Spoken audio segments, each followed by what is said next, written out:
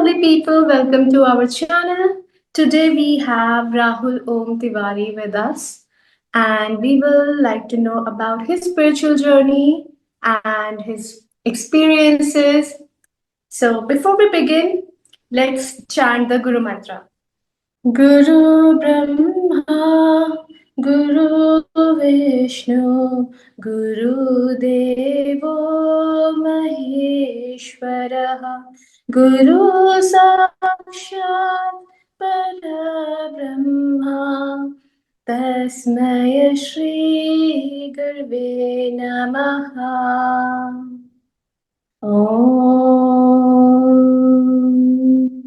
Om Tat Sat. So, Rahul, please introduce yourself to our beautiful viewers who are seeing you for the first time. Om Tat Sat Didi, thank you for inviting me. Currently, I am 24 years old and I have been initiated by Sri Om Swami ji back in 2023. And since then, my spiritual journey, which had begun 2 years earlier, I would say, has been accelerated, has been given a direction. And I used to work in a tech industry.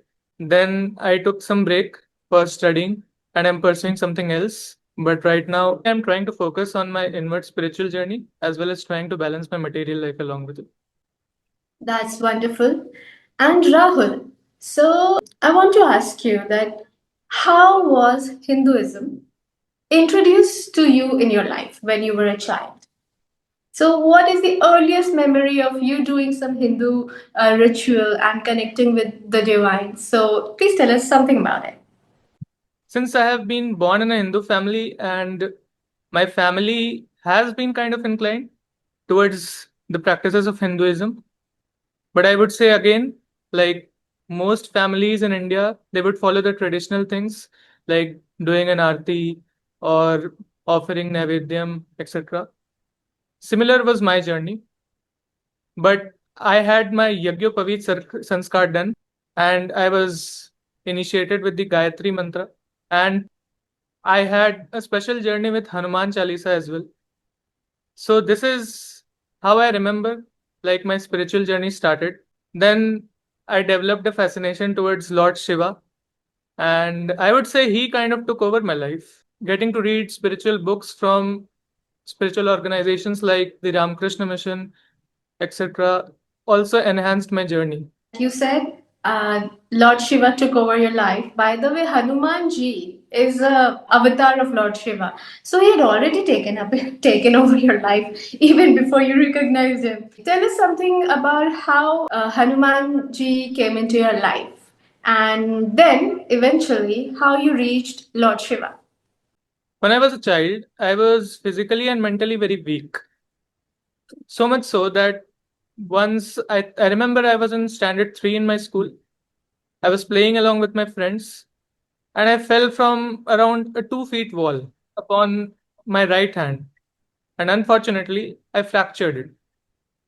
I had my plaster done and things went on. 3 years later, again I met with an accident in my school, wherein this time I fractured my left hand. My plaster happened.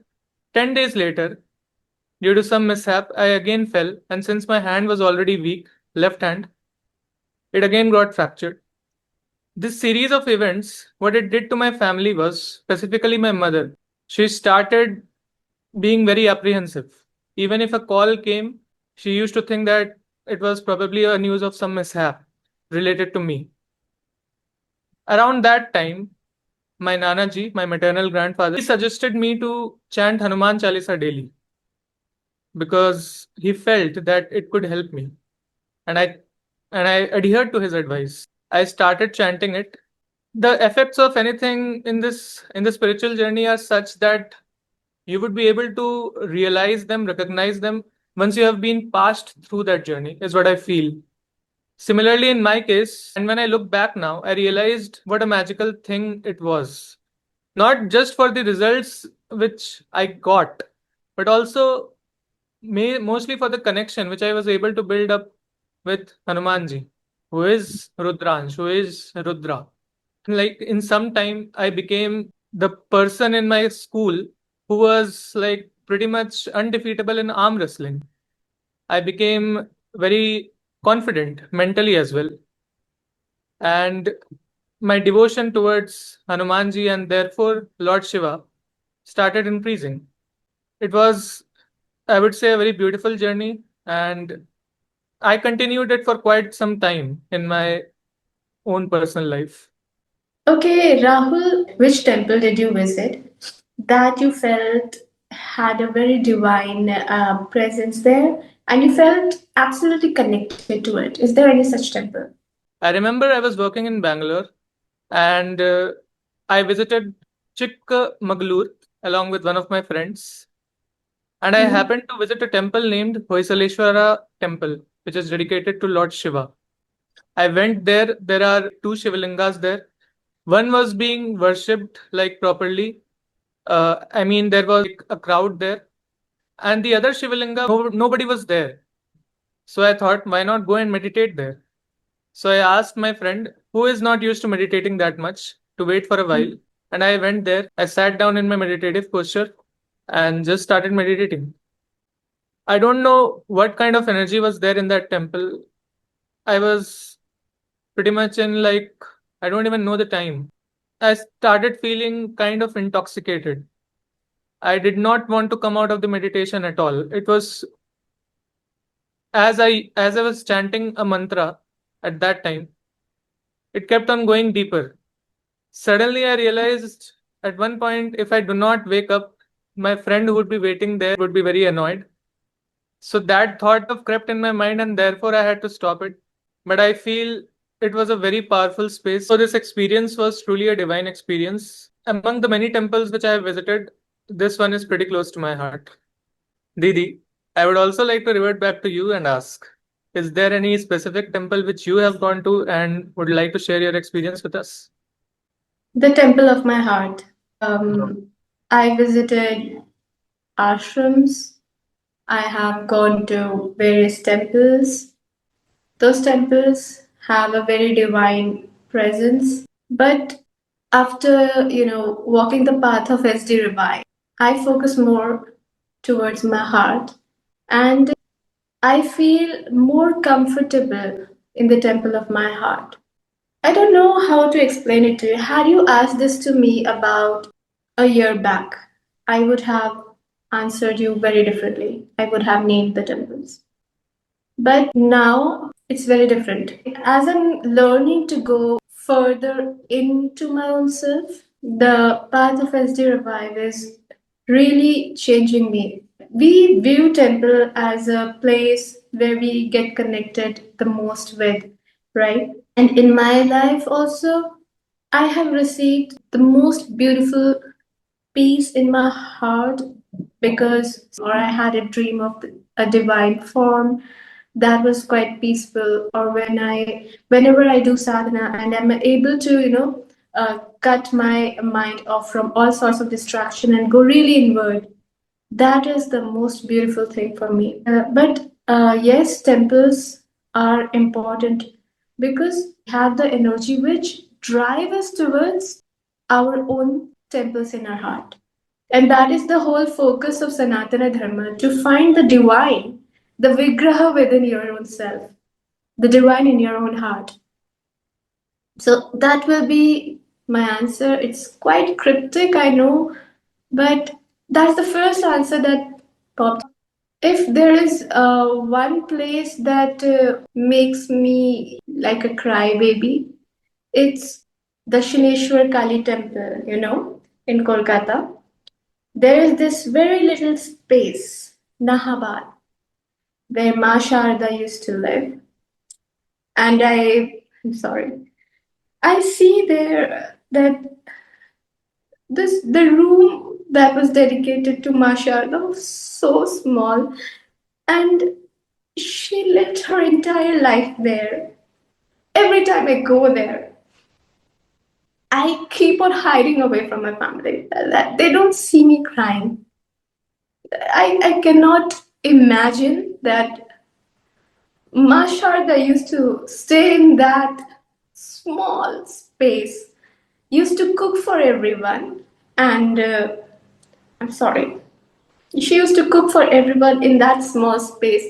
And I will always have a question why nobody made a spacious room for Ma Sharda? That will be a question for me all the time. Because Dakshineswar Kali, of course, Mahakali's Vigraha is breathtaking, it's so real.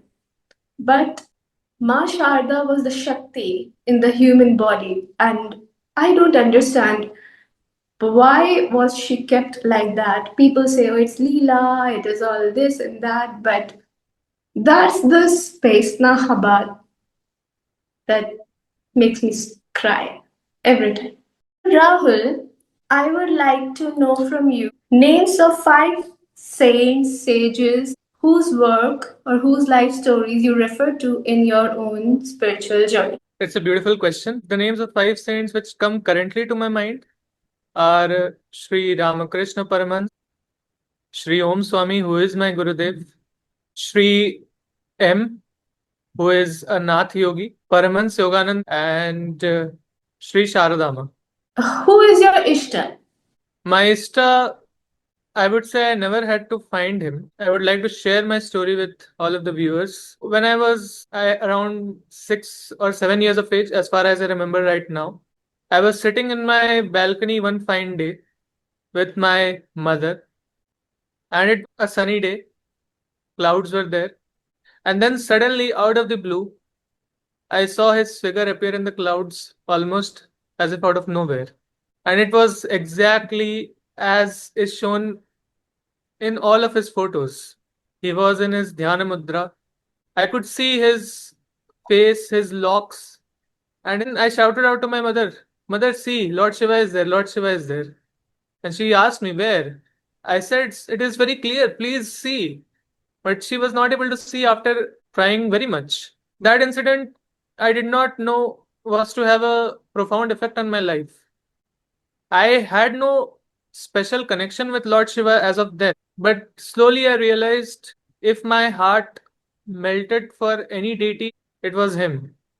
If my heart wanted to sing his glories, if I wanted to be like somebody, if I wanted to adopt somebody's qualities, it was always him. And it did not came out of a forced effort. It was always natural. It was as if he was guiding me throughout. So yes, Mahakal, Sri Rudra, Mahadev is my Ishta. Of course, the divine is everything, right? But still, there's one thing about the divine that we feel very connected to. So, what is that one thing about your Ishta, Lord Shiva, that you feel very connected to? His simplicity. That is what always brings tears to my eyes. I remember one very beautiful story which my Gurudev shared in one of his books, The Legend of the Goddess. It was a time of Samudra Manthan, and the Devas and the Asuras were all gathered up, and they were all waiting for the nectar to come out of the churning of the ocean which was happening. And the churning instrument was none other than Vasuki, the divine serpent, the Naga.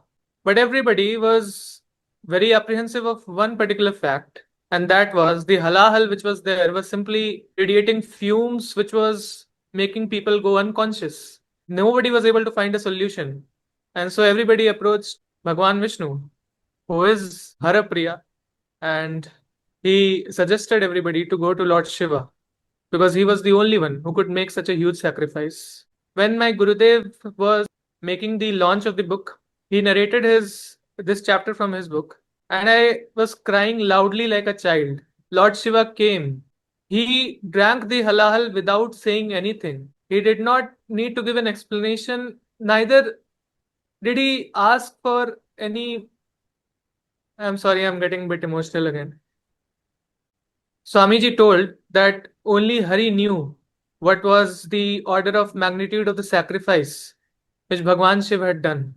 He just came upon his Nandi, he drank the halahal, and with great pain in his throat, he just went away. The Devas and Asuras were rejoicing because they knew that the greatest hurdle in their way, like for getting the Amrit, had been overcome. But only Bhagwan Vishnu had tears in his eyes. Only he knew what kind of sacrifice Mahadev had made. So it makes me emotional when I reflect on his glories. And Swamiji told a very beautiful story once. If you want to appease Lord Vishnu, you would need to be of a certain quality. He would always expect you to first be capable of taking care of your material needs. And then only would he come into your life because he expects a certain standard for his disciples, for his devotees. But Lord Shiva, he is so simple, he is Bholenath. He would listen to everybody without an exception. And that is why there are cases wherein Asuras also extracted boons out of him. Brahmaji also. He is so simple that he did not discriminate ever. And that is what is one of the reasons why my heart just melts. Have you ever done Shiv sadhana? Yes, How was it? And do you want to share any experience of that sadhana with us? Only if you're comfortable. it would make people like, I don't know, they would feel that he is kind of just building something in his mind or something. I don't know. Think about three types of people. One, who feel that Sanatana Dharma doesn't make sense.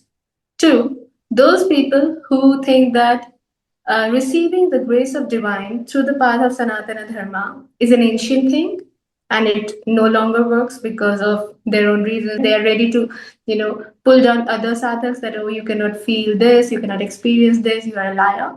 But on the other hand, there is one such group who is looking up for some hope. Which path would you choose to share or not share your story? Okay, I would share, but I would obviously give a disclaimer mark that you are free to not believe it, or you are free Al- to, yeah. Also, I also want to say that everyone's sadhana bears different results. So, to have this expectation to experience the same result will be quite wrong. Instead, like in Sanatana Dharma, we say you should try your best to realize your inner divine, reach your inner divine, and discover your own truth your way by approaching the right resources and path.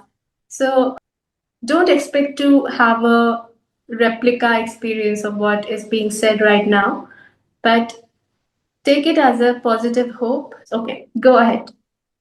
Actually, yeah, I have something in mind. I would share.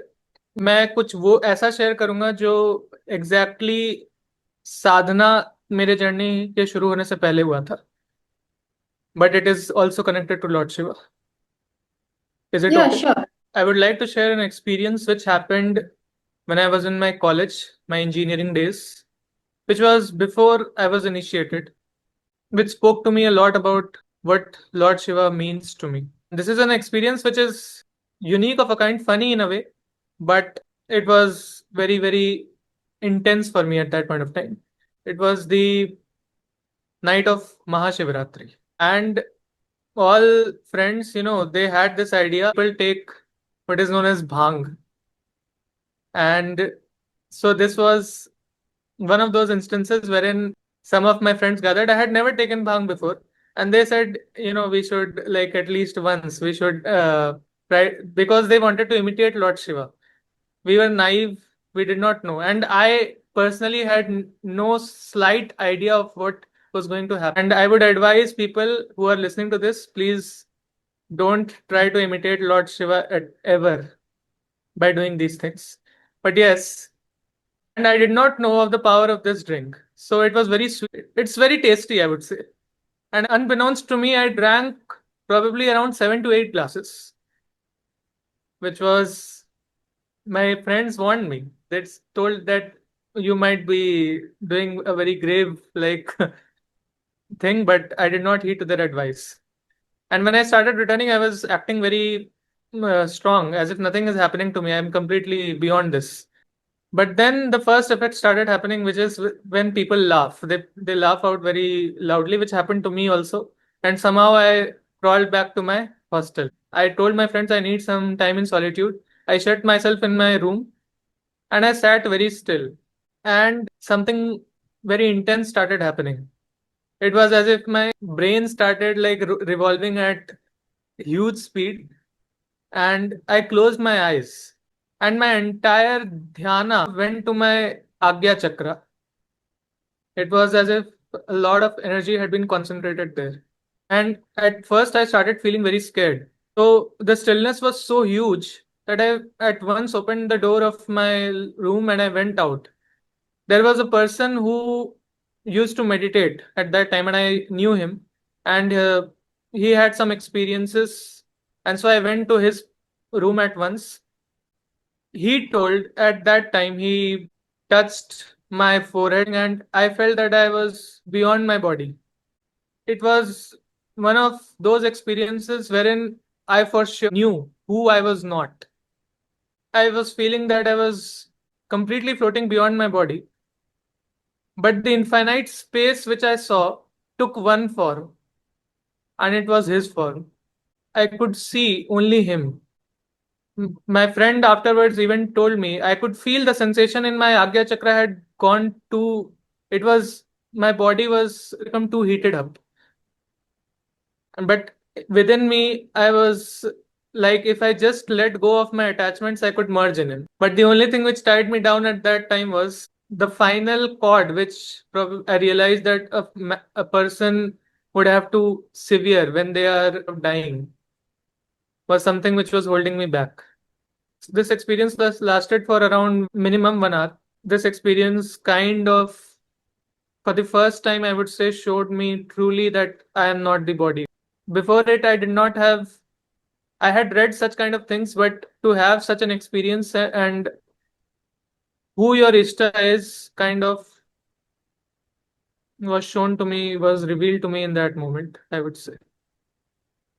So that's a really weird way of Lord Shiva showing you his form, but at the same time reminding you to see his form like that without getting high again. Yes. Right?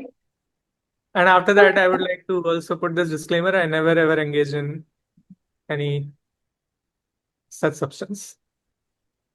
That was quite interesting. Your other friends also had bhang, and what was their experience? Many of them just laughed for some time and they went to sleep. And what your friend who was a meditator told you that what were you doing during that time? I was very aware. I knew what he was telling me. I even remember the entire incident. It might be very difficult for some people to understand this, but he was trying to tell me to just let go. At that point, I realized that attachment is really a thing. Attachment to your family, attachment to your identity. And all of this was what I realized was separating me from him. I clearly saw that he is there, I am there, and I am not the body. But there is obviously something which separates me from it. And you never had such intoxicants again. But we see the fake babas, they wear ochre robes and dress up in the utmost religious attire and keep us smoking God knows what. So are they realizing themselves? I And don't think so. you took bhang, and while others went to sleep, you were able to see the form of Shiva.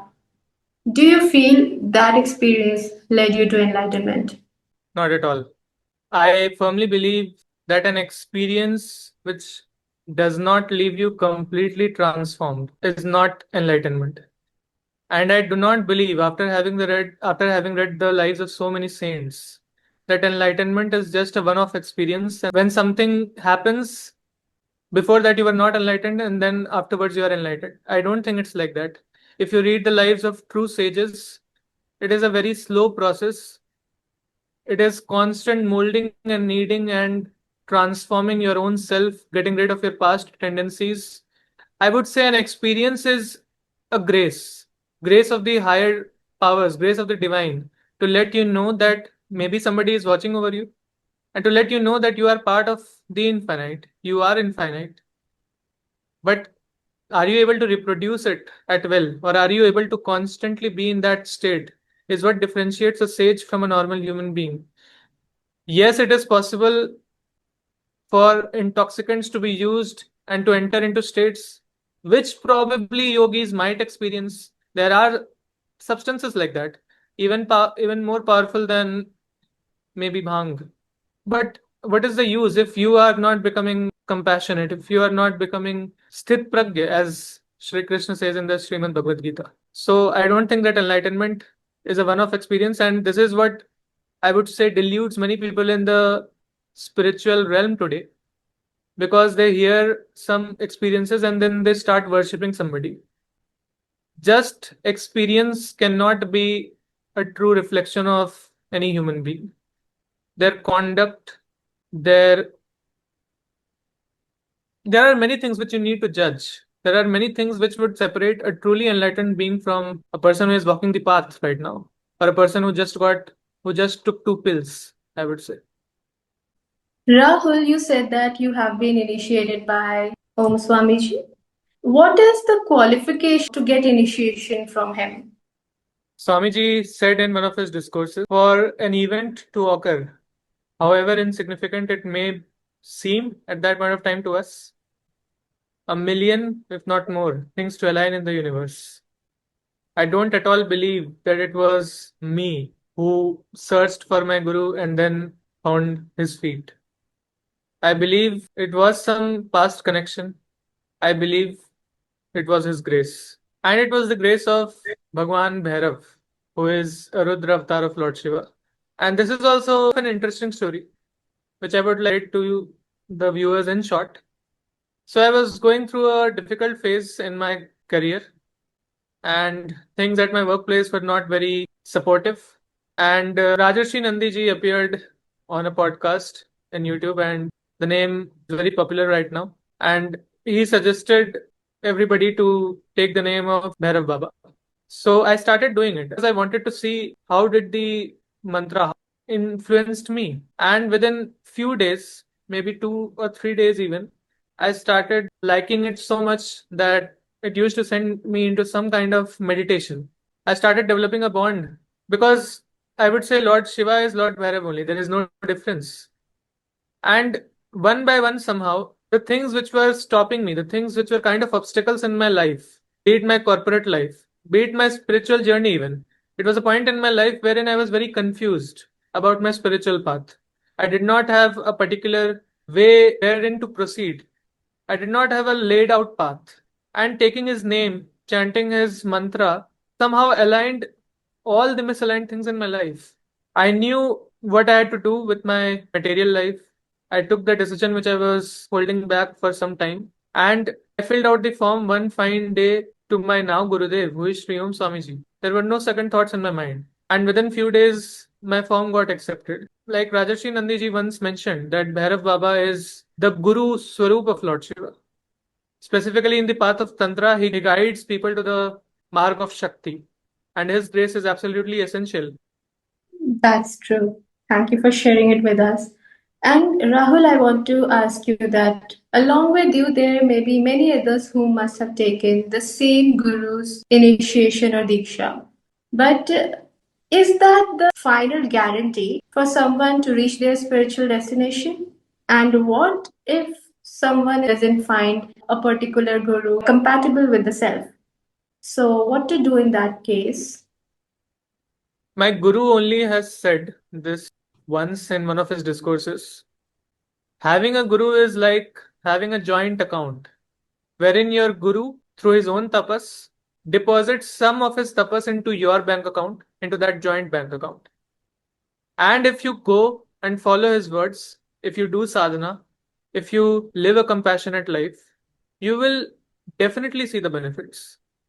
But there are people who unfortunately expend it, who don't speak mindfully, who don't do the right actions, and who don't course correct themselves. It's fine to make mistakes, but I don't think it is fine to not take account of it. It is not fine to not accept them. I won't say that you should be guilty, but there is a very fine line between not being accountable and being guilty. His blessings would always protect you. His blessings would always guide you if you ask. But here is the catch: you need to ask. You need to have the desire of bettering yourself. And if that does not happen, there are many disciples, not only of my own guru, but if you read the lives of saints, there have been people who were initiated and they have not followed their guru's advice. And then they did things which led ultimately to their own downfall.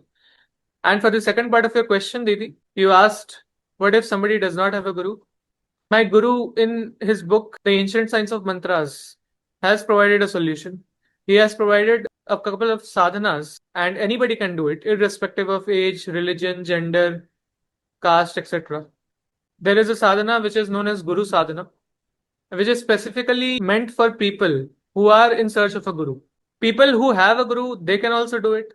But people who are searching for a guru, if they do it, and Swamiji has awakened that mantra through his own penance, I would suggest that you go and read the book and you try out that sadhana.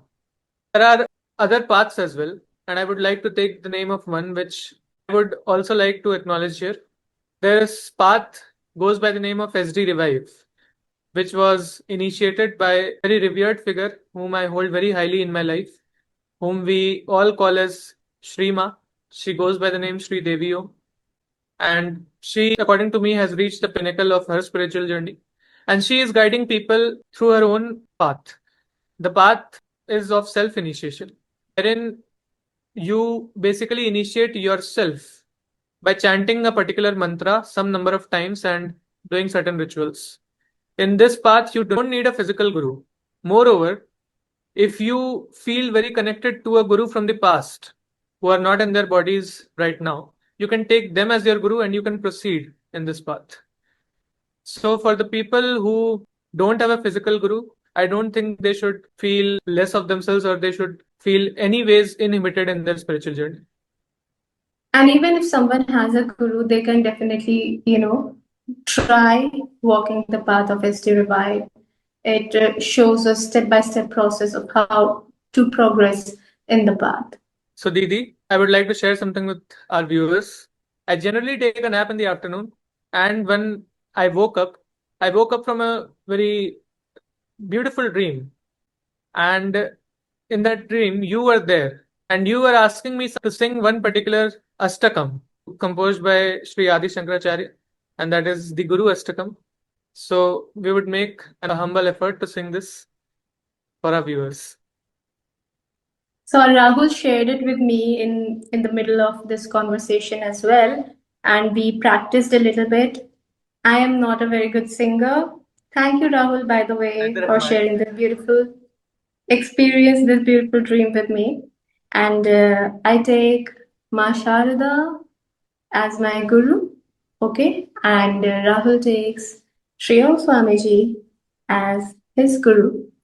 We also hold Shrima in a very high regard. So let's now pay obeisance to Om, to Shri, who is the ultimate guru in the universe, beyond physical bodies. I will be referring to my phone. Yes, Rahul, go ahead. शरीरं सुरूपं तथा वा कलत्रं यशश्चारुचित्रं